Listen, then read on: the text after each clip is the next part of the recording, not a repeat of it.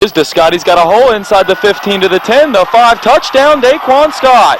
Way to call it, Matt O'Toole, as Scott will take it in for his second score of the day. A 22-yard rushing touchdown for Scott. All set up by the first career interception by Stephon Robertson. That gives Scott 10 rushing touchdowns on the season, and with an extra point looming here, it could give the Dukes a 28-0 lead with 1:52 left in the third. Well, that didn't take very long. Here's the extra point by Stark, and count it. 28-0, James Madison. All set up by the interception, and that's something we haven't seen much this year, where the Dukes will get an interception and capitalize on it. They haven't had too many turnovers go their way this year. And Scott just taking the straight handoff and then making the race to the end zone. Just going untouched there.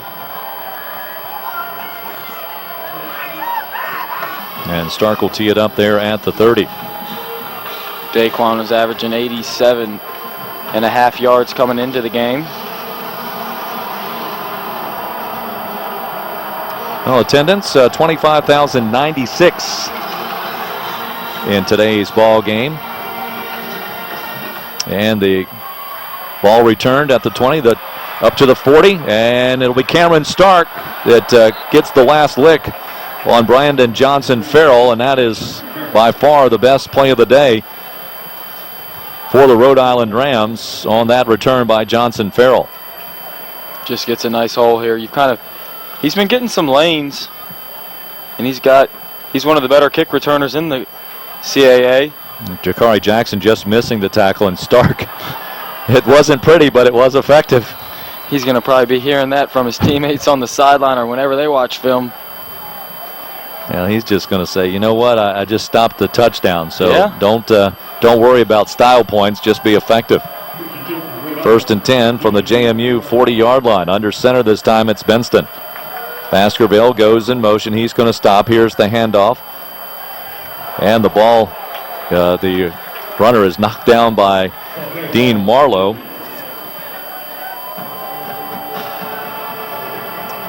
Madimbi, the ball carrier, only gains 2 yards. Marlowe having himself a good afternoon with that interception late in the second quarter to halt the Rams' attempt to try and get some points up on the scoreboard before half, and then with that hit right there. 2 receivers to the right side. One comes in motion. This is Baskerville. Going to settle on the left side. Short drop this time out on the flat, and a missed tackle by the Dukes after the pass is received. Hauled in that time by Ramadan Abdullah, and the tackle made by Ryan Smith. Abdullah picks up the necessary yards for the first down for the Rams, just their 7th of the ball game. 55 seconds to go before we switch ends once again. And this is the deepest penetration that the Rams have gotten on JMU's side of the field. Down to the 28-yard line. Maglareese is in the slot. Abdullah on the right side. Baskerville also out there faking the handoff. This is Benston. He's going to roll out. He's going to get pushed out of bounds. And on the pursuit, it was Lamar Middleton. Not sure Benson knew where he was on the sideline there, because he could have just thrown the ball out, but instead Middleton pushes him out there for a loss of 4 yards. Yeah, that's not a wise play at all. He could have got right to the sideline and chucked it out with no problem and saved some yardage. Instead, he gives up some real estate. Lamar Middleton gets a tackle for a loss. And 2nd down and 13. 3 receivers coming to the near side. This is a different grouping. Maglareese, Bynum. Also Madimbi. Back to pass Benston. He's got some time, and it's complete at the 20. Jakari Jackson there with the initial hit. Johnson Farrell with the catch. That'll take us to the end of the third quarter as we get a look at the replay here from the 5-wide set. Jackson with the tackle. DJ Bryant getting in there also. DJ, one of the seniors for the Dukes. Well, Dukes have tossed a shutout through 3 quarters of this ball game and lead it by a score of 28-0.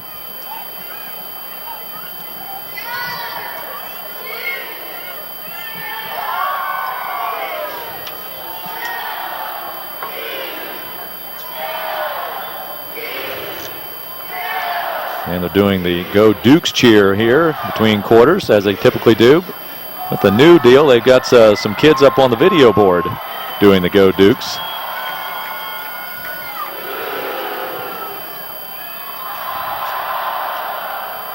And now you can see they're using JM View to get the cheers going. Well, the Dukes took their first drive of the ball game. Justin Thorpe, a 10-yard run to cap a quick scoring drive. 2 minutes and 9 seconds, 5 plays, 64 yards. That made it 7-0 JMU Dukes in the first. In the second, a touchdown pass from Justin Thorpe to Renard Robinson, a 7-play, 33-yard drive. 4:08 to go. It was 14-0 at the break. Daquan Scott, a 66-yard run, 5 plays, 77 yards. With 2:42 to go, and then Scott a 22-yard burst. And that's where we are right now. Scott with 9 carries for 116 yards. North Dakota State kind of in a dogfight with Youngstown State. That battle is 14-10. North Dakota State is the #1 ranked team in the FCS. Actually, that go back officially 21 yards on the touchdown. Here's a 3rd down scrum, and it's going to go for a 1st down for the Rhode Island Rams. Again, that second score by Scott will officially go down as 21 yards on the play. And that first play here in this 4th quarter results in a 1st down for the Rhode Island Rams. They've got the ball, the deepest penetration thus far in tonight's ball game, down at the JMU 17-yard line. Prost is the quarterback this time. He's got 2 receivers to the left, actually 3 out there, and 2 to the right in motion. The handoff, it goes to Abdullah. Abdullah stutter steps, makes his way up to about the 15, and then he meets a host of purple-clad defenders for JMU. The Dukes are getting stingy here on defense in the red zone, trying to keep this shutout in act. I'm sure that this would be 4-down territory regardless with the score. 2nd down and 8. Ball at the 15-yard line. Baskerville, Johnson Farrell to the right, Maglaris. He comes in motion now from the left to the right, stops there. Benston is going to get some pressure and throws a pass out into the flat. It's caught by Madubi, and he's going to be met out there after picking up about 5 yards on the play. Stephon Robinson makes the tackle.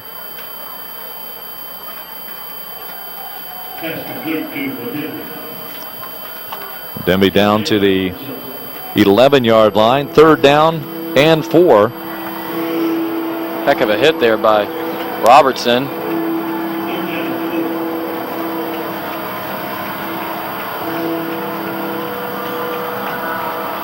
Long time in huddle. Don't see too many real huddles these days. That time they did in breaking the huddle. 3 out to the left. Madembe in the backfield. Play clock down to 3. Here's the snap. Faking the handoff, and it's going to be run up the middle by Benston. Untouched in for the score. And that'll put the Rams on the board. Benston's first rushing touchdown on the season.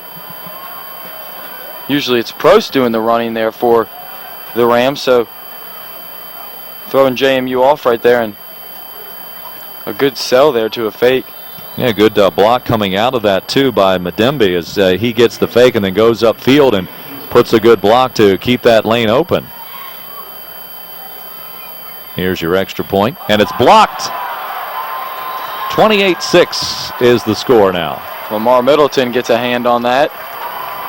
Media timeout on the field. Media timeout. That brings us to a media timeout. No, he just got right through there. Yep, Lamar celebrating another one of the JMU seniors, a transfer from Syracuse out of Newark, New Jersey.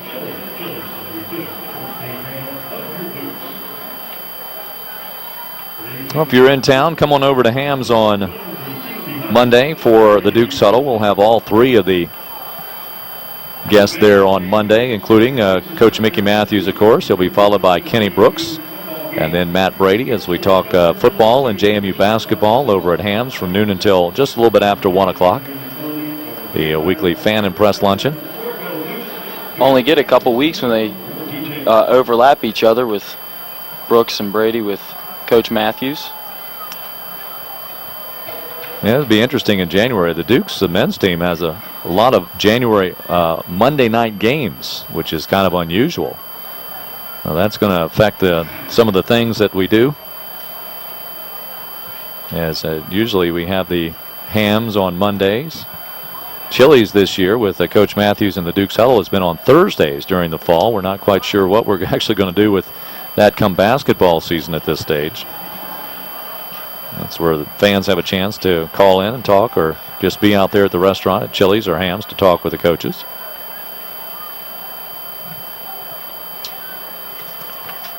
.12:51 to go. The Dukes with 241 yards of total offense to 150 for the Rams.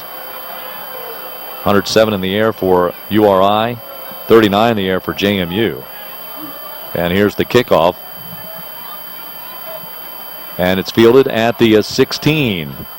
Runs into a crowd and then hangs a left. And he's met there at the 26-yard line. And that was Andrew Rose with the return for JMU.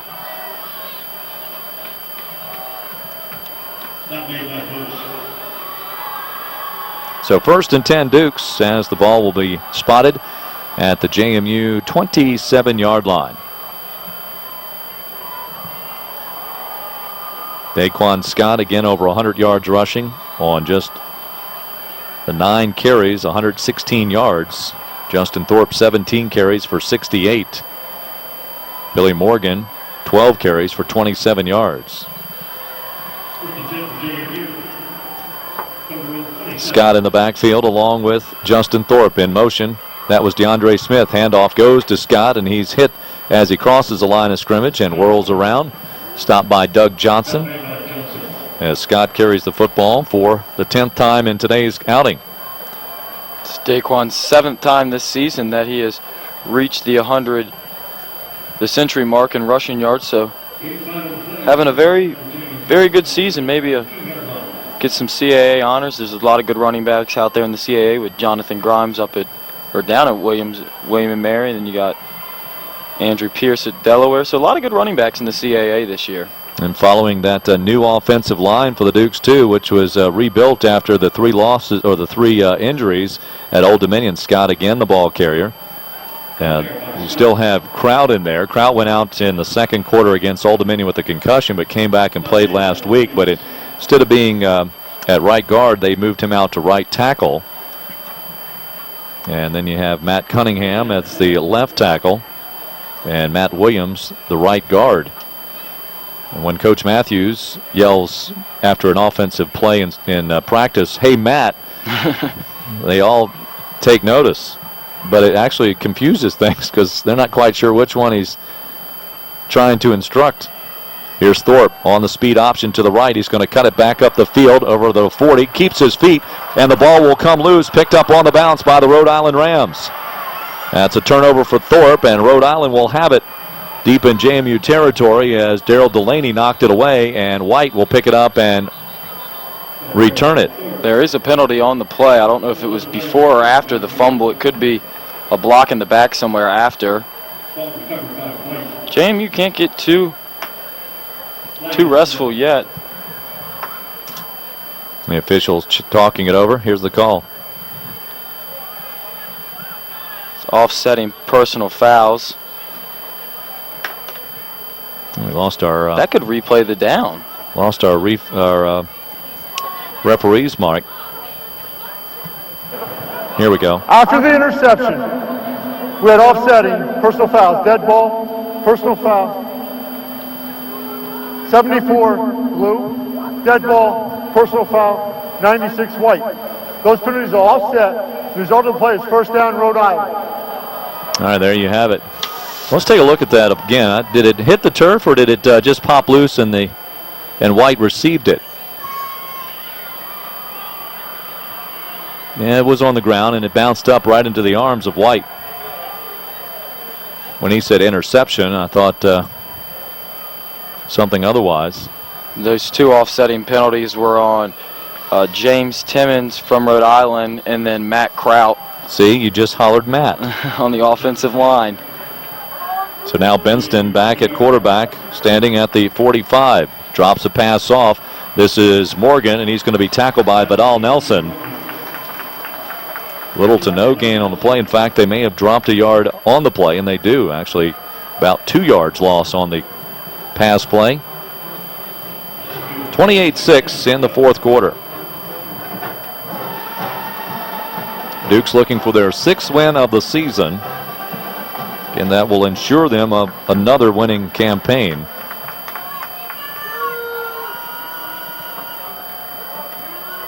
Here's Benston. He's got Morgan with him. Benston back to pass, looks over the field. He's going to run with it now. Still has time behind the line of scrimmage. Now he heads to the sideline. He stayed back behind the line of scrimmage long enough. He could have still tossed a pass down the field. So JMU very satisfied with giving up after that play breaks down. At least a little bit of yardage, but cuts him off from going and cutting it upfield. That's a long way to run to the sideline for Benston. Yeah, he tried to keep that play alive as long as he could.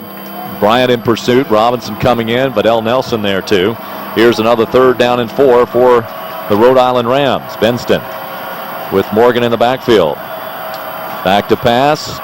Going to go over the top. And it is caught down around the 11-yard line. And that will be Johnson Farrell with the reception.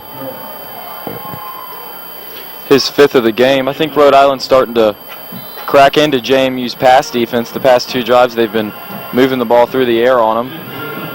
Now remember, Rhode Island last weekend got hot in the fourth quarter and came back and beat William and Mary. Here's the toss. It goes to Morgan, and he's going to be tripped up. Ball comes loose as Vidal Nelson makes the tackle, and it'll be recovered by JMU. Nelson making the hit that jars the ball free. So an exchange of turnovers. At least that for the moment will squelch any Ram attempt to make a valiant comeback here in this fourth quarter. Watch Nelson streak in there. Ball comes loose, and it's recovered.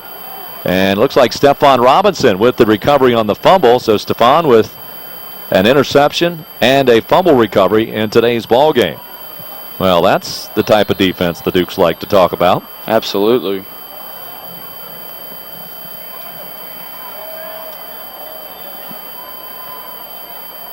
We get a second look at it here. Nelson comes right on in. Looks like he gets his hand to jar it loose.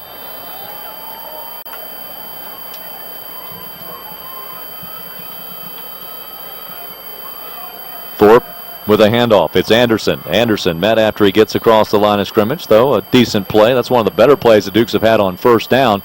Zacco comes in and makes the tackle.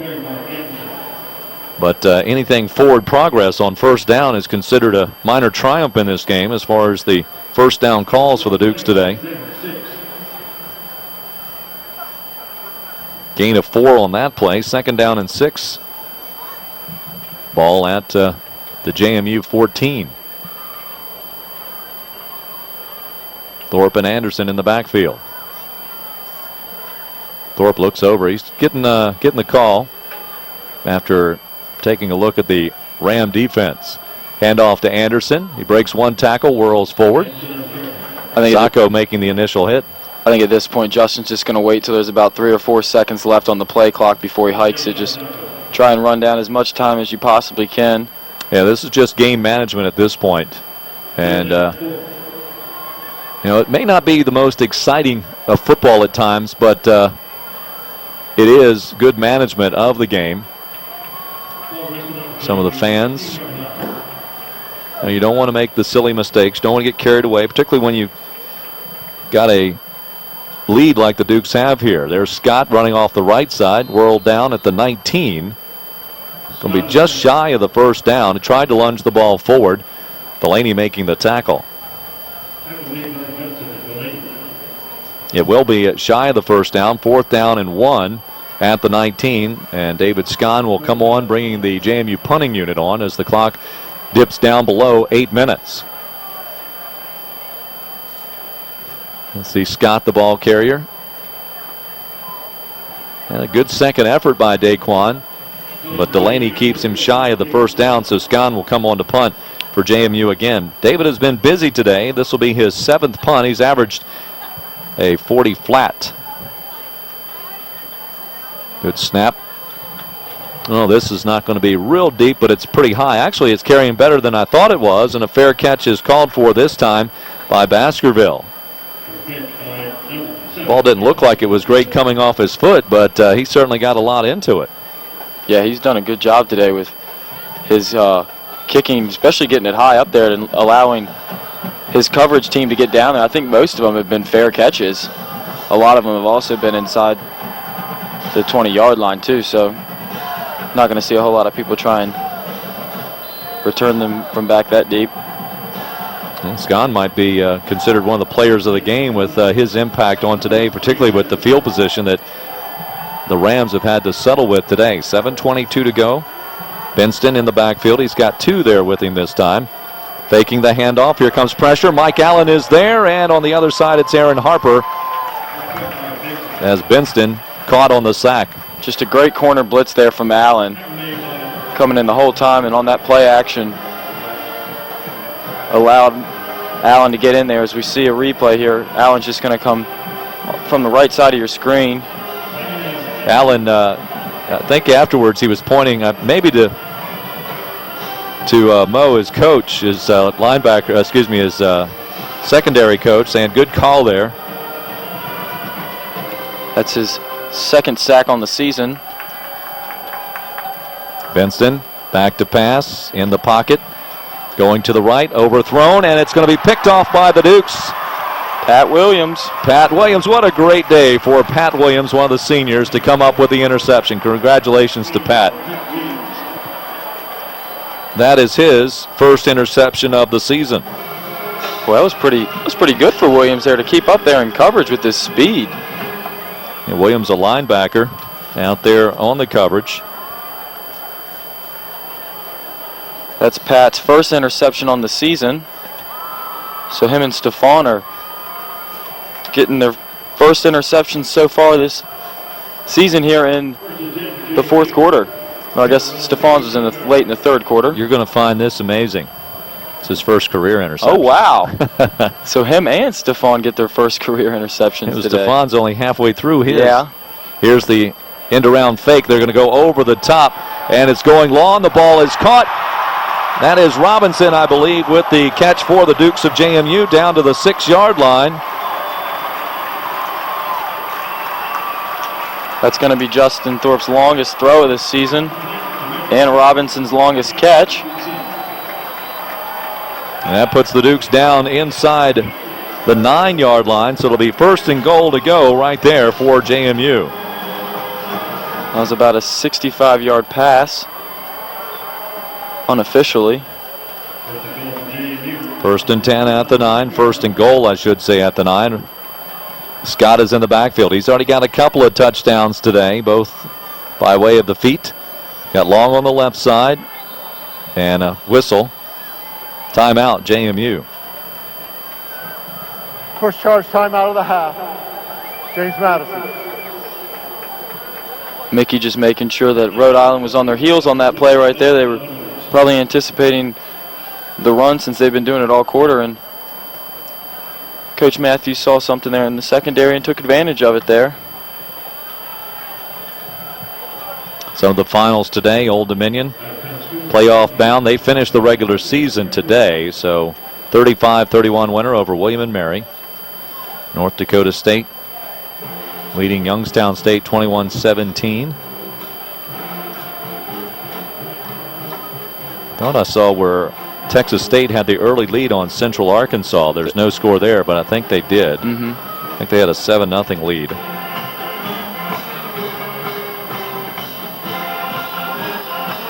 App State, no problems with Western Carolina. That pass was a 52-yard pass from Thorpe. So after the timeout, the Dukes back to the 9-yard line. Here is Thorpe. He goes up under center this time. He's got Daquan Scott with him in motion. This is Daniel Brown. Handoff goes to Scott. Over the right side, over to the 8-yard line. Met there on the zone block. And just picks up a couple of yards. Second down and goal at the 7. Scott looking for the hat trick here to get 3 touchdowns. Josh Moody given credit for that tackle. Juwan Latney comes in for the Dukes, as does Andre Coble. Thorpe the QB. Well, the Dukes needed a couple of wins to close out the year to put themselves in the playoff discussion, and they're very close to getting half that goal here accomplished today. Thorpe puts in motion. Kirby Long. Long will take it, and he's going to head to the end zone. Touchdown for another one of the JMU seniors. Kirby Long in for the score. Flag on the play, but a flag on the play. And by the looks of Justin Thorpe, this might be coming back. It is a hold, so unfortunately that will wipe off the Long score for the touchdown.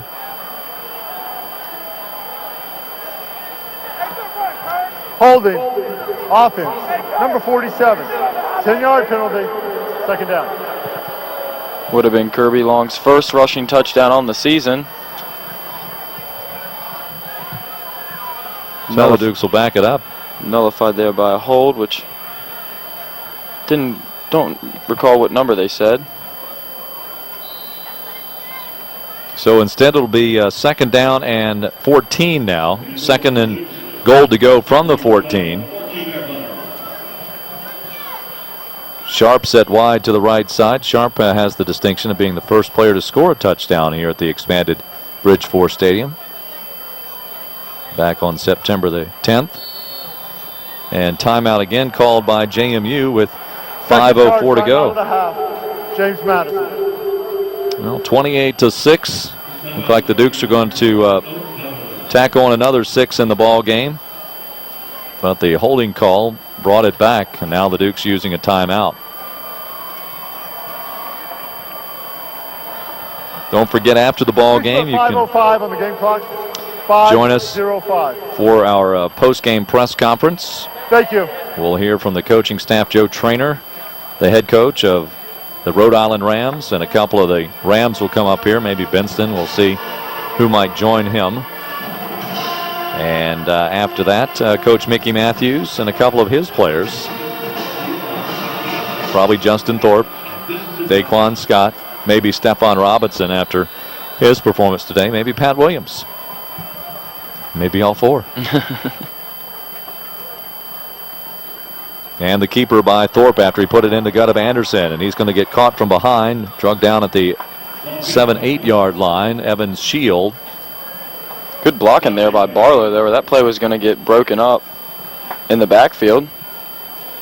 Evan Shields comes from a family of football players. He has 4 siblings. 2 of them, his brother Armin had played at Richmond, and Ian played at Maryland. I remember the Armin Shield, yeah. And Armin was earned second team A-10 honors in 06 and was selected by the Oakland Raiders in the 2008 draft. I think he caught a touchdown, if I'm not mistaken, on a Hail Mary at the end of a half at Richmond a few years ago against the Dukes. I believe that was him. Thorpe nearly fell down. He's going to go to the corner. He's got Brown out there, and it's going to be broken up. On the coverage was Stanley Dunbar. So that'll drop the incomplete pass, and the Dukes will bring on Cameron Stark for a field goal to try to pick up points 29, 30, and 31. Thorpe, I think, tripped on Babington's foot there. And he was trying to get the pass interference call. This will be a 25-yard chip shot for Cameron. It's at his favorite hash. It's on the left hash. That's where he prefers it. Snap is good. The hold is down, and the kick is through there. Cameron goes. That puts him at 11 for 14 on the season. That's good enough to earn him some type of all-conference honor.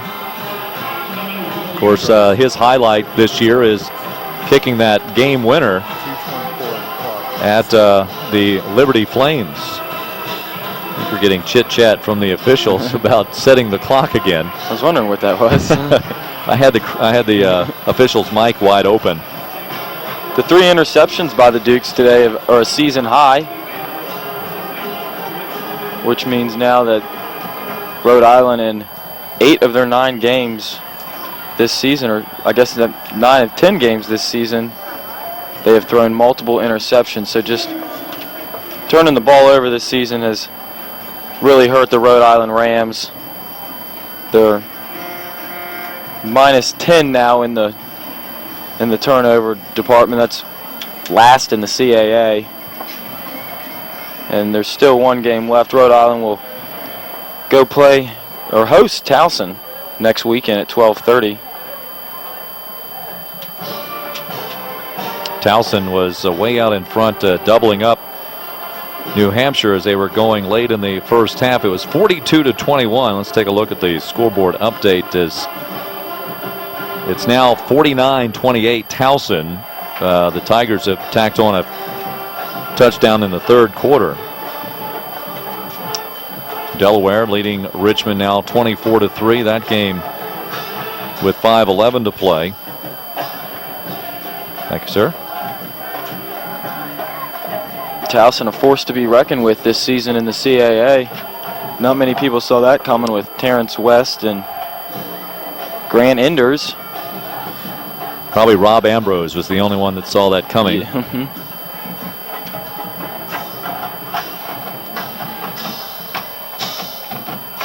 Certainly they'll probably host a playoff game.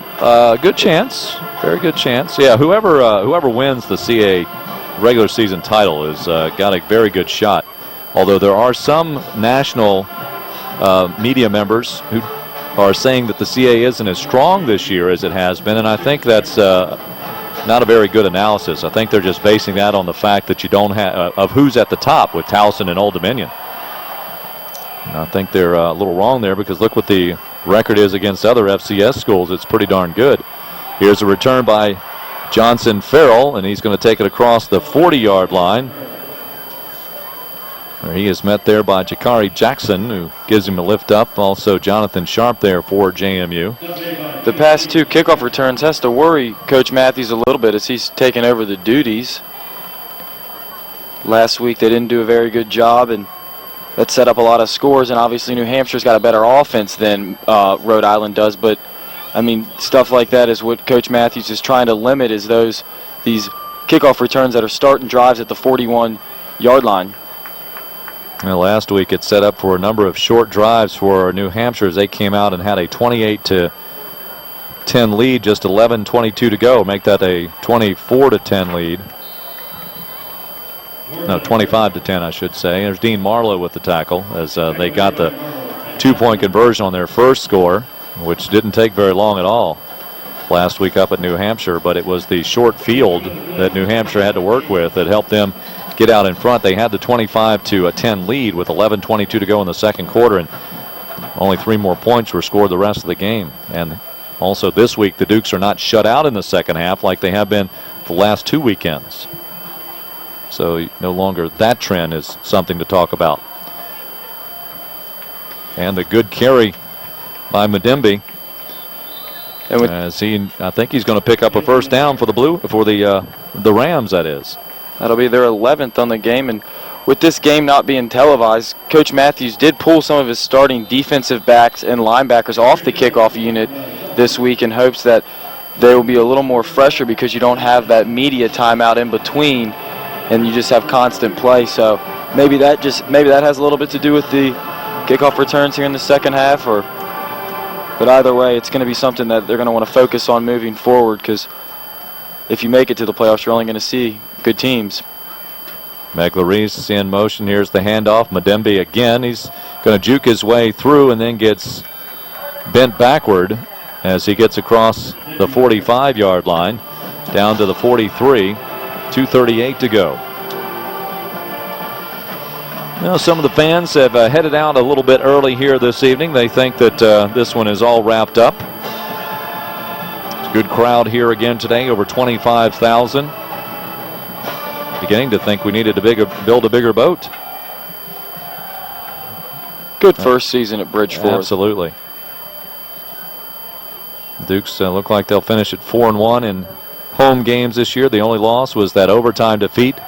Madembe was caught from behind that time. They were probably about, you could even argue that they were maybe 5 seconds late to being 5-0, because if on that 2-point conversion, if any one of those linebackers commits a couple seconds earlier, they probably get him right at the 1 yard line, but instead he flies into the end zone for the 25-24 win. Adrian Cavanaugh on that last tackle for the Dukes with 1:41 to go. 3rd down now and 4. And Dukes have some fresh linemen in there. And Prost in there. He's going to fake it and send it right up the middle. Sage Harold getting a hand on Prost initially.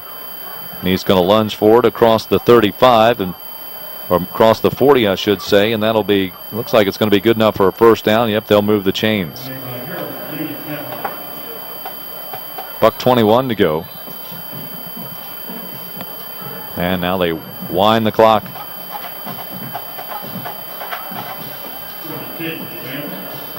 No, very workmanlike win today for the Dukes, with Justin Thorpe coming back and certainly giving the Dukes offense a bit of a boost there. Ryan Smith making the tackle on that carry as the clock is stopped with 60 seconds to go. Rhode Island. Timeout for the Rhode Island Rams. Rhode taking a timeout.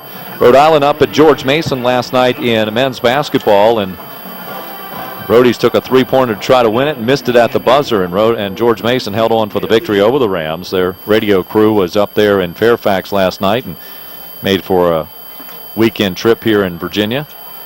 They just stayed on, came down to Harrisonburg afterwards, and in town here today. Again tomorrow, men's basketball, the Dukes at 4 o'clock against Canisius here on Madison.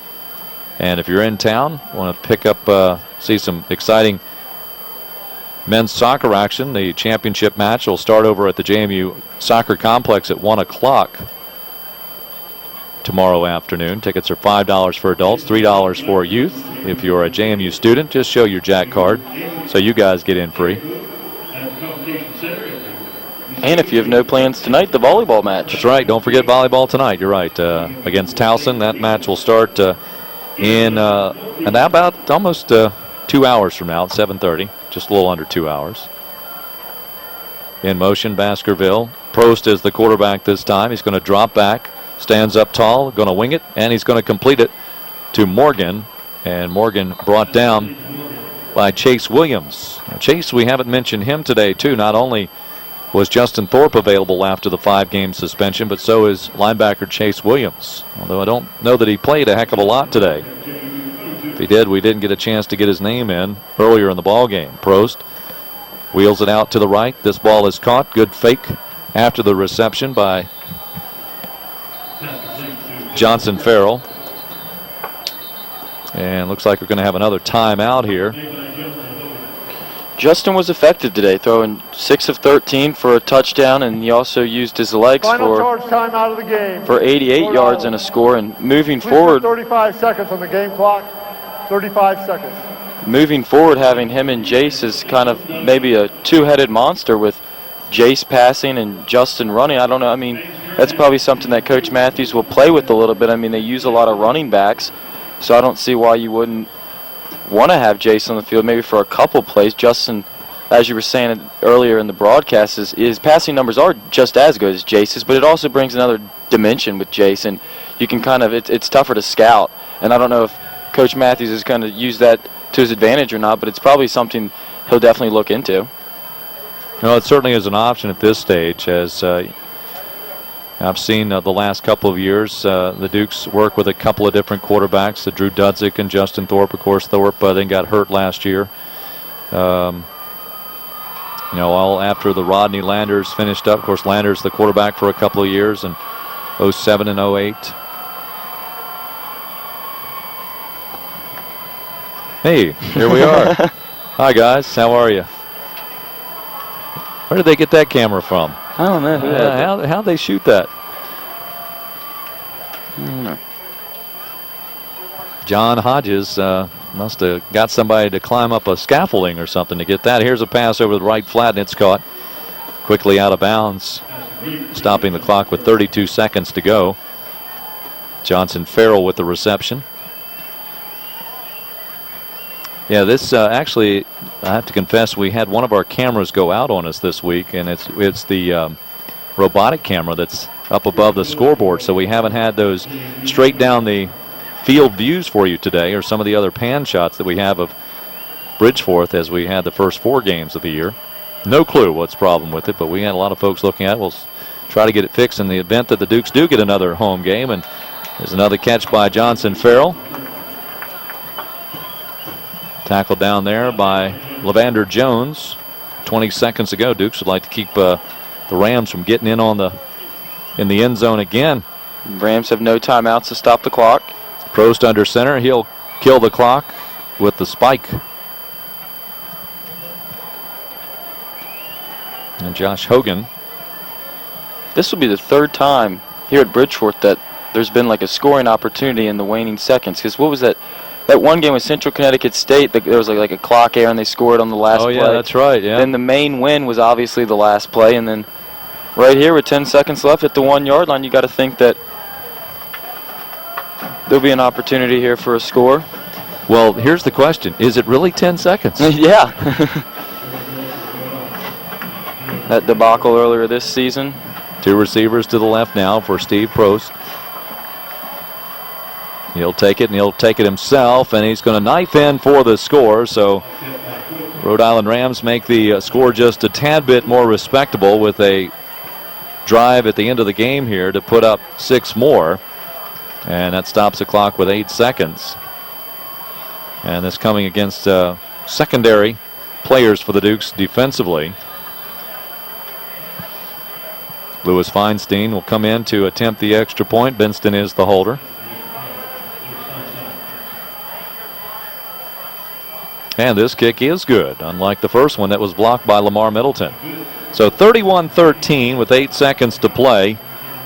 And it's all academic from here, as the Dukes next weekend will venture up to Massachusetts. The only coverage you can get from that particular contest will be from the JMU perspective. The JMU and Tello Sports Network, Mike Schickman and Clint Estes will have the broadcast from UMass, as I will be traveling with Kevin Warner and the JMU men's basketball Dukes on the road to LaSalle next weekend. So I'll have that game for you on Madison, and it'll actually be broadcast delayed after the football game. Thought maybe since you weren't going to UMass there at first, you were getting a free weekend off or something. No, nope, that's not happening. Thought maybe Thanksgiving came early. I have had actually one Saturday, the day the Dukes were off from football, and 3 Sundays off since August, that's unbelievable. My wife's wondering, if I'm loafing or whatever. It's a little different thing for me. But this week has made up for it, because we had the banquet for men's soccer on Wednesday night, the 2 quarterfinal games on Thursday night, 2 semifinal games last night, today's football game, and then back on the air again tomorrow with the basketball Dukes. You're a busy man. This will be nice to see if they do an onside kick for JMU to defend it, get some practice on it. Get that opportunity, absolutely. Just a scenario to work on. Absolutely, yeah. They practice it every day in practice, but just never know when it will be used. And they're not going to, actually they're going to pooch it over the line, and he'll be caught in a retreating fashion. Nice play there. Is that Barlow with the catch there? Yeah, Brian Barlow. He looked like a center fielder going back over his head. Alex Foltz style there, huh? Looked like Willie Mays. Oh, come on. Alex Foltz is much more popular than Willie Mays. I saw Alex last week. He was out with Steve Caceres, and who else was with him? Mike Fabiaschi, McKinnon Langston. They were all at Chili's during the coaches show. And a victory formation for the Dukes to kill the final 5 seconds of the clock in the 10th game of the year, and that will be the 6th victory of the season for the Dukes of James Madison. When we started our broadcast today, we talked about how the Dukes needed to win once again to give themselves a chance to maybe have another home game. They have to win 2 to get that